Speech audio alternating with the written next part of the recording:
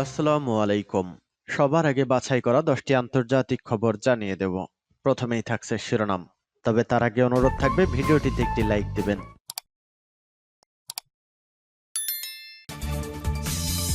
দখলদার ইসরায়েলি বাহিনী এবং ইরান পুরোদমে যুদ্ধ চলছে, জানিয়ে দিব হাতে থাকা সর্বশেষ আপডেট আন্তর্জাতিক সংবাদ। প্রথমেই সংবাদ শিরোনাম। লেবাননে হামলায় ইসরায়েলের শতাধিক সেনা নিহত।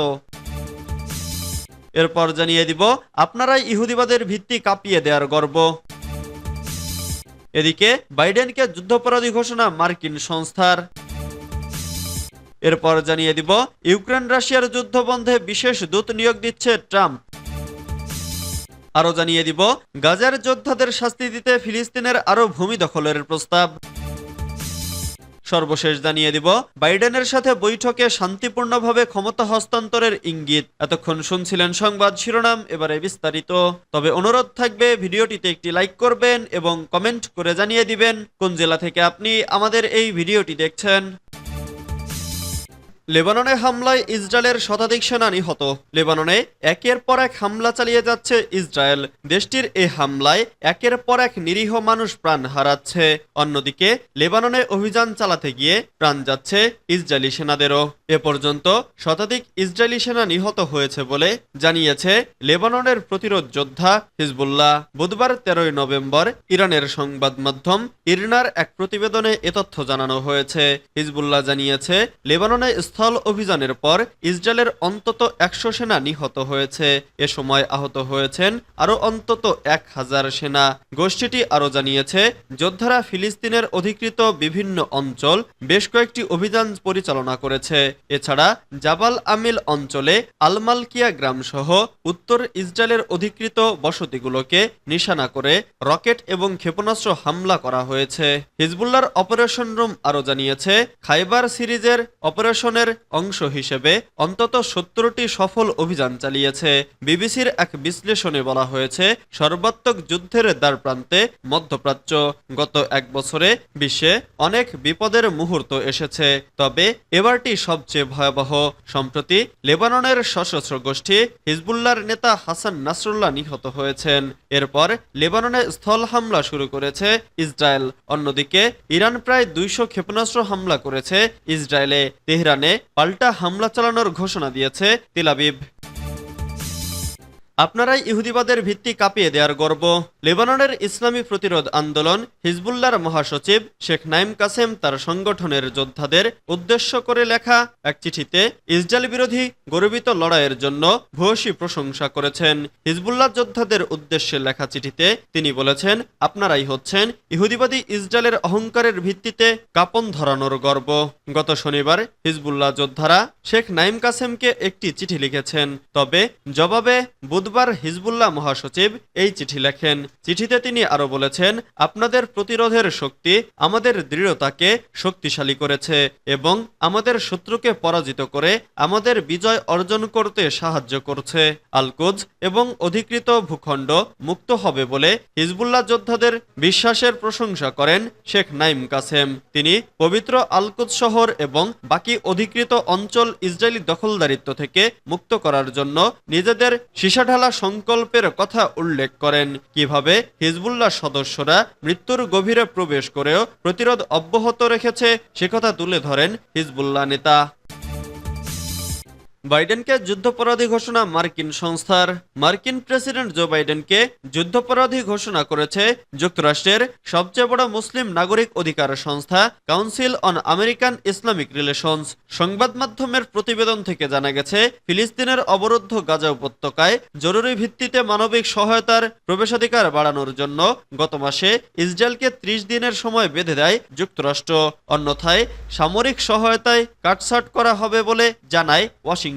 কিন্তু মার্কিন প্রেসিডেন্ট জো বাইডেন তার সেই কথা রাখেননি। মার্কিন নির্দেশিত সময়সীমা ইসরায়েল পূরণ করতে ব্যর্থ হওয়া সত্ত্বেও দেশটিতে অস্ত্র সরবরাহ চালিয়ে যাওয়ার সিদ্ধান্তের জন্য প্রেসিডেন্ট জো বাইডেনকে বুধবার যুদ্ধাপরাধী ঘোষণা করে সিএআইআর। সংস্থাটি জো বাইডেনকে উদ্দেশ্য করে কঠোর ভাষায় একটি বিবৃতিতে বলেছে, যুক্তরাষ্ট্র ও আন্তর্জাতিক আইন লঙ্ঘন করে যুদ্ধাপরাধের অর্থায়ন আপনাকে যুদ্ধাপরাধী করে তোলে। বিবৃতিতে আরো বলা হয় গাজায় ভয়াবহ যুদ্ধ বন্ধ করার জন্য ইসরায়েলি প্রধানমন্ত্রী বেনিয়ামিন নেতানিয়াহুকে ৩০ দিনের যে সময়সীমা দেওয়া হয়েছিল তা লঙ্ঘন করার পরও প্রেসিডেন্ট জো বাইডেনের ইসরায়েলি সরকারকে বেআইনিভাবে প্রাণঘাতী অস্ত্র সরবরাহ চালিয়ে যাওয়ার সিদ্ধান্তের আমরা তীব্র নিন্দা জানাই।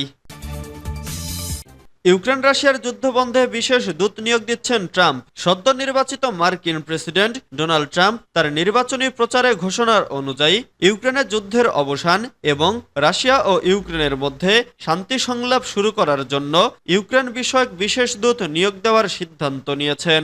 বৃহস্পতিবার মার্কিন টিভি চ্যানেল ফক্স নিউজকে দেওয়া এক সাক্ষাৎকারে এ তথ্য জানিয়েছেন তিনি। এর আগে তিনি নির্বাচনী প্রচারেই বলেছিলেন, প্রেসিডেন্ট নির্বাচিত হলে 24 ঘন্টার মধ্যে রাশিয়া ইউক্রেন যুদ্ধ বন্ধ করার সমাধান খুঁজে বের করবেন তিনি। ওই সাক্ষাৎকারে ট্রাম্প বলেন, আপনারা শিগগিরই ইউক্রেন বিষয়ক একজন জ্যেষ্ঠ বিশেষ দূতকে দেখতে পাবেন, এমন একজন যার পর আমরা আস্থা রাখতে পারি। তার মূল দায়িত্ব হবে এই যুদ্ধের একটি সমাধান খোঁজা এবং উভয় পক্ষকে শান্তি সংলাপের টেবিলে নিয়ে আসা। গত সপ্তাহে যুক্তরাষ্ট্রের প্রেসিডেন্ট নির্বাচন হয়ে গেছে। সেই নির্বাচনে উল্লেখযোগ্য ব্যবধানে প্রতিদ্বন্দ্বী ডেমোক্রেটিক পার্টি এবং ভাইস প্রেসিডেন্ট কমলা হ্যারিসকে পরাজিত করে বিজয় অর্জন করেছেন ট্রাম্প, যিনি 2017 থেকে 2021 সাল পর্যন্ত দেশটির প্রেসিডেন্ট ছিলেন। গাজার যোদ্ধাদের শাস্তি দিতে ফিলিস্তিনের আরও ভূমি দখলের প্রস্তাব। ইসরায়েলের বন্দোবস্ত মন্ত্রী ওরিট স্ট্রক ফিলিস্তিনের আরও ভূমি দখলের প্রস্তাব দিয়েছেন। তার সরকারকে তিনি এ পরামর্শ দেন। বৃহস্পতিবার 14 নভেম্বর আল জাজিরার প্রতিবেদনে বলা হয়, ইসরায়েলের এডিয়ত অহরনথ পত্রিকাকে দেওয়া এক সাক্ষাৎকারে রিট বিষয়ে বলেছেন। তিনি জানান, তিনি সরকারকে গাজায় আরও জমি দখল করতে পরামর্শ দিয়েছেন, যাতে হামাস বুঝতে পারে তারা শাস্তি পাচ্ছে। তিনি বলেন, আমি গাজা থেকে আমাদের বাহিনীর প্রত্যাহার করতে রাজি হব না। আমরা যদি ফিলাডেলফি করিডোর থেকে বেরিয়ে যাই তবে আমি সরকারি পদ ছেড়ে দেব। স্ট্রক আরো বলেন, ইসরায়েলকে অবশ্যই অধিকৃত পশ্চিম তীর নিজেদের সীমানায় সংযুক্ত করতে হবে। সেখানে ভূমির জাতীয় অধিকার কেবল ইসরায়েলের জনগণেরই হওয়া উচিত। ফিলিস্তিনিরা জুরিয়া এবং সামরিয়াতে থাকতে পারে, অবশ্যই তাদের মানুষ হিসেবে সম্পূর্ণ অধিকার দিতে হবে, কিন্তু তারা ইসরায়েলের পার্লামেন্ট নেসেট নির্বাচনে ভোট দিতে পারবে না। স্টক ইসরায়েল ফিলিস্তিন বিরোধ নিষ্পত্তিতে দ্বিরাষ্ট্র সমাধানকে প্রত্যাখ্যান করে বলেন, এটি কোনো সমাধান নয়, এ প্রস্তাব একটি বিপর্যয়। এদিকে গাজার পাশাপাশি দক্ষিণ লেবাননে দ্বিতীয় ধাপের স্থল অভিযান শুরু করেছে ইসরায়েলি সেনাবাহিনী। এর অংশ হিসেবে দেশটির আরো অভ্যন্তরে ঢোকার চেষ্টা করে সেনারা। এ সময় হিজবুল্লাহর প্রবল প্রতিরোধের মুখে পড়তে হয় তাদের। ভয়ঙ্কর সম্মুখ যুদ্ধে নিহত হয় 6 দখলদার সেনা। বাইডেনের সাথে বৈঠকে শান্তিপূর্ণভাবে ক্ষমতা হস্তান্তরের ইঙ্গিত। বিদায়ী মার্কিন প্রেসিডেন্ট জো বাইডেনের সাথে বুধবার সাক্ষাৎ করেছেন নবনির্বাচিত প্রেসিডেন্ট ডোনাল্ড ট্রাম্প। চিরপ্রতিদ্বন্দ্বী ডোনাল্ড ট্রাম্পকে হোয়াইট হাউসে স্বাগত জানিয়েছেন বাইডেন। যুক্তরাষ্ট্রের ঐতিহ্যের অংশ হিসেবে সাক্ষাৎ করেন ডেমোক্র্যাট ও রিপাবলিকান দুই নেতা। এই সময় দুই নেতা শান্তিপূর্ণভাবে ক্ষমতা হস্তান্তরের বিষয়ে আশাবাদ ব্যক্ত করেন। ওয়াশিংটন থেকে এএপি আজ এই খবর জানিয়েছে। ঐতিহাসিক ওলাভ অফিসে বৈঠকের শুরুতে দুই নেতা একটা হাড্ডাহাড্ডি লড়াইয়ের পর ক্ষমতা কত সহজে হস্তান্তর করা যায় তা নিয়ে আলোচনা করেন। এর আগে ট্রাম্প হোয়াইট হাউসে বাইডেনের সাথে সাক্ষাৎ করতে ওয়াশিংটন পৌঁছেন। গত 5 নভেম্বর অনুষ্ঠিত প্রেসিডেন্ট নির্বাচনে জয়লাভের পর প্রথমবারের মতো বাইডেনের সাথে দেখা করতে আসেন ট্রাম্প। নবনির্বাচিত প্রেসিডেন্ট ট্রাম্প তার নিজের ট্রাম্প ফোর্স 1 বিমানে চড়ে জয়েন্ট বেস অ্যান্ড বিমান ঘাঁটিতে অবতরণ করেন। বাইডেন এবারের নির্বাচনে ট্রাম্পের বিরুদ্ধে নির্বাচনী মাঠে নেমেছিলেন, কিন্তু নির্বাচনী বিতর্কে ধরাশায়ী এবং বয়স নিয়ে কঠোর সমালোচনার মুখে সরে দাঁড়ান এবং ভাইস প্রেসিডেন্ট কমলা হ্যারিসকে ডেমোক্র্যাট দল থেকে মনোনয়ন দেওয়া হয়।